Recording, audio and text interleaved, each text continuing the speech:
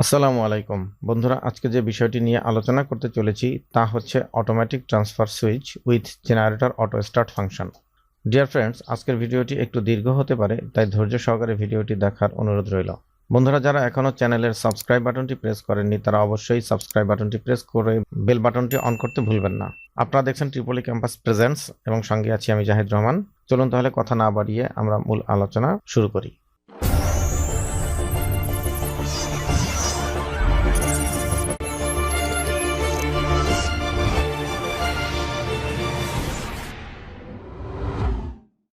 বন্ধুরা, চিত্রে যে ডায়াগ্রামটি দেখতে পাচ্ছেন এটি হচ্ছে আমাদের automatic transfer switch with diesel generator auto start ফাংশনের জন্য তৈরি করা।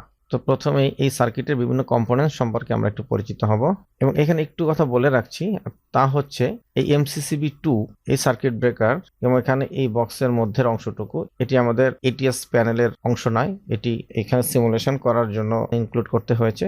এই সেকশনটি হচ্ছে আমাদের মেইন পাওয়ার কন্ট্রোল সেকশন। এই সেকশনটি হচ্ছে আমাদের জেনারেটর পাওয়ার কন্ট্রোল সেকশন এবং এইখানে মধ্যে যে অংশটুকু দেখতে পাচ্ছেন বন্ধুরা, এই সেকশনটি হচ্ছে আমাদের জেনারেটর অটো স্টার্ট এবং স্টপ কমান্ড সেকশন। তা শুরুতেই আমরা বাদিক থেকে আলোচনা করছি। এখানে MCCB2 এটি মূলত হচ্ছে একটি সার্কিট ব্রেকার, যার মাধ্যমে আমরা মেইন বা ইউটিলিটি পাওয়ারকে আমাদের ATS বা ট্রান্সফার সুইচের ইনপুটে প্রদান করব। CB1 এই সার্কিট ব্রেকারের মাধ্যমে আমরা মেইন সেকশনের যে কন্ট্রোল ওয়ারিংটুকু আছে সেখানে পাওয়ার সরবরাহ করব। এখানে যে ম্যাগনেটিক কন্ট্রাক্টরের মেইন কন্ট্যাক্টগুলো দেখতে পাচ্ছি সেটি হচ্ছে আমাদের এই মেইন ম্যাগনেটিক কন্ট্রাক্টরের মেইন পাওয়ার টার্মিনাল এবং এখানে MCCB1 এটি একটি সার্কিট ব্রেকার। এই সার্কিট ব্রেকারের মাধ্যমে আমরা লোডে পাওয়ার অন অফ করতে পারবো এবং এখানে দেখা যাচ্ছে MCG অর্থাৎ ম্যাগনেটিক কন্ট্রাক্টর জেনারেটর, অর্থাৎ জেনারেটর সেকশনে যে মেইন ম্যাগনেটিক কন্ট্রাক্টরটি আছে সেই মেইন ম্যাগনেটিক কন্ট্রাক্টরের মেইন পোল হচ্ছে বা মেইন পাওয়ার সেকশন হচ্ছে এই অংশটুকু এবং এখানে CB2 এই CB2 বা সার্কিট ব্রেকার 2 এর মাধ্যমে আমরা এই জেনারেটর সেকশনে যে কন্ট্রোল ওয়ারিংটুকু আছে সেখানে পাওয়ার সরবরাহ করব। তো এবার আমরা ধারাবাহিকভাবে এই স্কিম্যাটিক ডায়াগ্রাম বা সার্কিট ডায়াগ্রামের কার্য পদ্ধতি একটু ব্যাখ্যা করছি। তো শুরুতে বন্ধুরা দেখতে পাচ্ছেন এখানে একটি টাইমার T1 ব্যবহার করা হয়েছে, যা এই সার্কিট ব্রেকার 1 এর সঙ্গে প্যারালালে সংযুক্ত আছে, অর্থাৎ এই টাইমার 1 এর A1 টার্মিনালটি সার্কিট ব্রেকারের ফেজের সঙ্গে সংযুক্ত আছে এবং A2 টার্মিনালটি সার্কিট ব্রেকারের নিউট্রালের সঙ্গে সংযুক্ত আছে এবং সার্কিট ব্রেকারের অপর প্রান্ত নিউট্রালের সাথে কানেক্টেড আছে এবং তার অপর পোলটি অপর একটি ফেজের সঙ্গে সংযুক্ত আছে। তাহলে এখন যদি আমাদের মেইন পাওয়ার অফ থাকে তাহলে সার্কিট ব্রেকার অন থাকলেও আমাদের T1 রিলেতে কোনো পাওয়ার আসবে না। না আসার ফলে এই T1 রিলের এই ডিলে ওপেন কন্ট্যাক্টটি ওপেন অবস্থায় থাকবে, যে কারণে R1 রিলেটি অন হবে না। আর তাই R1 রিলের একটি ওপেন কন্ট্যাক্ট, যা কিনা আমরা এখানে দেখতে পাচ্ছি, এই ওপেন কন্ট্যাক্টটি ওপেন থাকবে। তো বন্ধুরা, আমরা এতক্ষণ পর্যন্ত যে আলোচনাটুকু করলাম এটুকু একটু মনে রাখার চেষ্টা করি।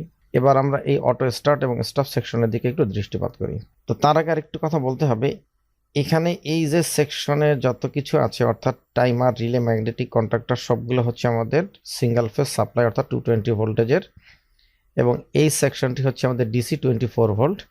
এটি 12 ভোল্টও হতে পারে। যদি আমাদের জেনারেটর স্টার্টিং ব্যাটারি যদি 24 ভোল্টের হয় তাহলে এই সেকশনটি 24 ভোল্টে ডিজাইন করতে হবে, আর যদি আমাদের জেনারেটরের স্টার্টিং ব্যাটারি 12 ভোল্টের হয় তাহলে এই সেকশনটুকু আমাদের 12 ভোল্টে ডিজাইন করতে হবে। অতঃপর এই অংশটুকু এটুকুও আমাদের সিঙ্গেল ফেজ অর্থাৎ 220 ভোল্টেজের। তো ইনিশিয়ালি আমরা ধরে নিয়েছিলাম যে পাওয়ার আমাদের ফেল আছে অথবা অফ আছে, তাহলে সেই অনুযায়ী আমাদের এই মেইন ম্যাগনেটিক কন্ট্রাক্টরটি অফ থাকবে এবং মেইন ম্যাগনেটিক কন্ট্রাক্টরের একটি অক্সিলারি ক্লোজ কন্ট্যাক্ট, যেটা এই চিত্রতে দেখানো হয়েছে, সেটি ক্লোজ থাকবে। আর তাই এই T4 টাইমারটি ব্যাটারি পজিটিভ থেকে এই ক্লোজ কন্ট্যাক্টের মাধ্যমে পাওয়ার পেয়ে অ্যাকচুয়েট করবে এবং ডিলে টাইম সম্পন্ন করার পরে এই T4 এর একটি ওপেন কন্ট্যাক্ট এটি ক্লোজ হবে, ফলে রিলে 2 অ্যাকচুয়েট করবে বা অন হবে বা অপারেট করবে। ফলে এই রিলে 2 এর একটি ওপেন কন্ট্যাক্ট এই জেন ম্যাগনেটিক কন্ট্রাক্টরের সঙ্গে সিরিজে সংযুক্ত আছে।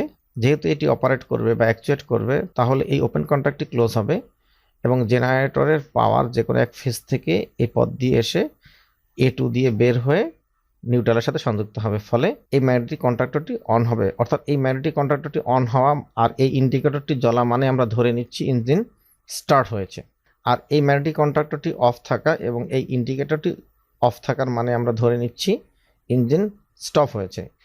এই সিমুলেশনে তার ফিজিক্যালি ইঞ্জিনকে স্টার্ট স্টপ করে দেখানো যাবে না, তাই আমরা সেই ফিলটা পাওয়ার জন্য এই অ্যারেঞ্জমেন্টটুকু এখানে করেছি অতিরিক্ত। তাহলে আমরা দেখতে পাচ্ছি যে মেইন পাওয়ার অফ থাকলে আমাদের জেনারেটর অন থাকছে, অর্থাৎ জেনারেটরের ম্যাগনেটিক কন্ট্যাক্টর অন হচ্ছে। এই ম্যাগনেটিক কন্ট্যাক্টরটি যদি অন হয় তাহলে তার মেইন কন্ট্যাক্টটি অন হবে এবং জেনারেটরের পাওয়ারটা আমাদের চেঞ্জ ওভারের এমসিজি এর ইনপুটে আসবে। ফলে সিবি2 অর্থাৎ সার্কিট ব্রেকার 2 এর আউটপুটে সিঙ্গেল ফেজ ভোল্টেজ সরবরাহ হবে এবং আমরা এও আলোচনা করেছিলাম ইনিশিয়ালি R1টি অফ অবস্থায় থাকবে, যেহেতু আমাদের মেইন পাওয়ার অফ অবস্থা আছে। ফলে R1 রিলের একটি অক্সিলারি কন্ট্যাক্ট, যেটি চিত্রে আপনারা দেখতে পাচ্ছেন, এই R1 ক্লোজ কন্ট্যাক্টটি ক্লোজ অবস্থায় থাকবে। ফলে টাইমার 3 অন হবে এবং টাইমার 3 অন হওয়ার পর সে তার ওপেন কন্ট্যাক্টকে অন করবে ডিলে টাইম সম্পন্ন হওয়ার পরে। আর তাই এমসিজি অন হবে এবং এমসিজি অন হলে এমসিজি এর এই মেইন কন্ট্যাক্টগুলো অন হবে। ফলে জেনারেটরের উৎপন্ন পাওয়ার এই পথ দিয়ে এসে লোডে প্রবাহিত হবে। তাহলে এখন মেইন পাওয়ার অফ থাকার কারণে আমাদের জেনারেটরটি যে অটোমেটিক স্টার্ট হবে তার লজিকগুলো নিয়ে আমরা আলোচনা করলাম। তো আমরা এই আলোচনার আগে R1 পর্যন্ত আলোচনা করে এসেছিলাম। তা সেখানে R1 এ আসার পরে আমরা এমসিজি এর কন্ট্যাক্টের অবস্থা কি হবে সেটি বোঝানোর জন্যই এই আলোচনাটুকু এখানে স্টপ করে আবার এদিকে এই অংশে চলে আসতে হয়েছিল। তাহলে যেহেতু জেনারেটর ম্যাগনেটিক কন্ট্যাক্টর অন থাকবে, তার কারণেই এই এমসিজি এর ক্লোজ কন্ট্যাক্টটি ওপেন হবে। ফলে টাইমারটি আর অন হতে পারবে না। আর যেহেতু টাইমারটি অন হতে পারবে না, তাহলে টাইমারটি এর অক্সিলারি কন্ট্যাক্ট যেটি ওপেন কন্ট্যাক্ট সেটিও ক্লোজ হবে না।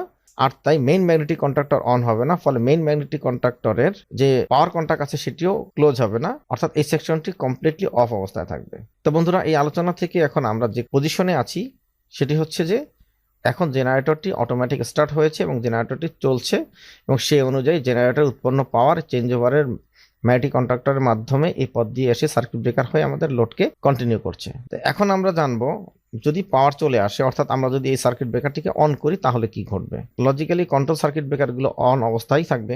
এখন আমরা যদি এই মেইন এমসিসিবি কে অন করি তাহলে এই মেইন এমসিসিবি এর আউটপুটে যে পাওয়ারটা আসবে সেই পাওয়ারটা এই পথ দিয়ে এসে এই ফেজটা এই পথ দিয়ে আসবে এবং T1 টাইমারটিকে অন করবে, যার A2 প্রান্তটা নিউট্রালের সাথে সংযুক্ত অবস্থায় আছে সার্কিট ব্রেকার 1 এর মাধ্যমে। তাহলে T1 টাইমারটি যদি অন হয় তাহলে T1 টাইমারের যে ওপেন কন্ট্যাক্ট আছে এই চিত্রে দেখতে পাচ্ছেন বন্ধুরা, এই ওপেন কন্ট্যাক্টটি ক্লোজ হবে ডিলে টাইম সম্পন্ন হওয়ার পরে।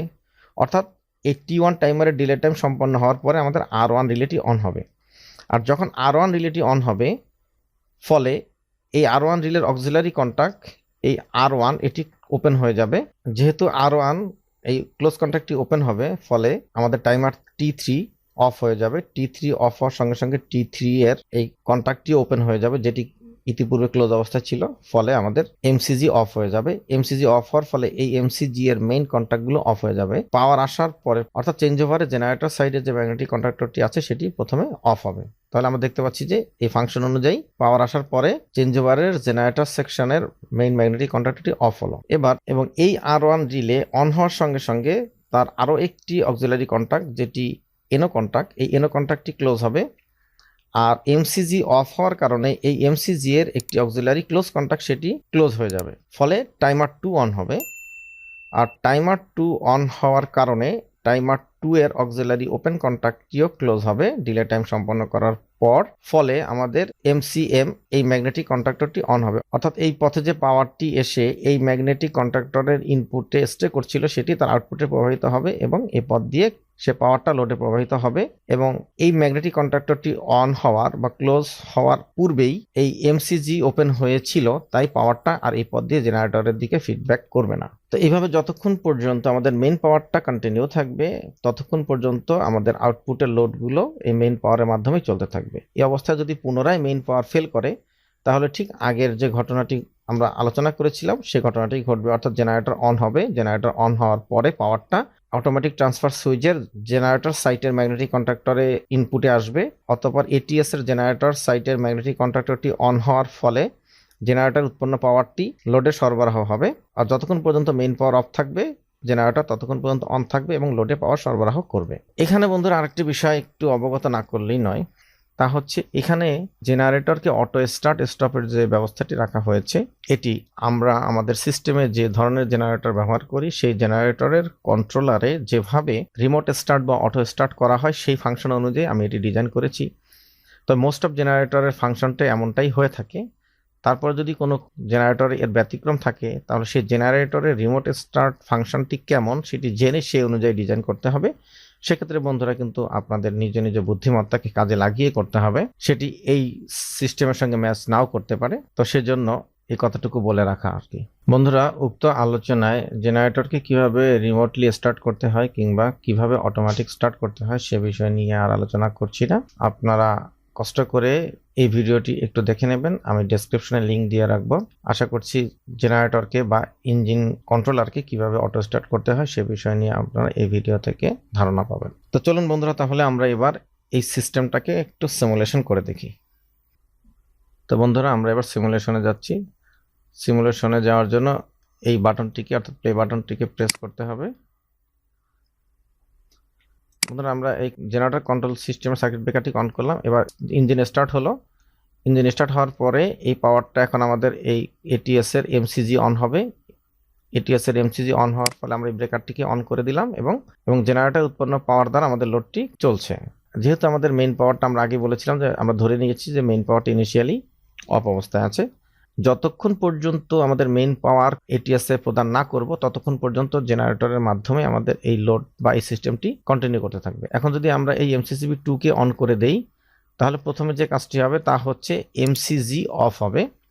এমসিজি অফ হওয়ার পর এমসিএম অন হবে এবং সঙ্গে সঙ্গে ইঞ্জিন শাটডাউন হবে, অর্থাৎ জেন 1 অফ হয়ে যাবে এবং এখানকার এই মেইন পাওয়ার এই পথ দিয়ে এই লোডে সরবরাহ হবে। তাহলে আমরা সেটি একটু করে দেখি। আচ্ছা, এখন আমরা এই মেইন এমসিসিবি অন করে দেব।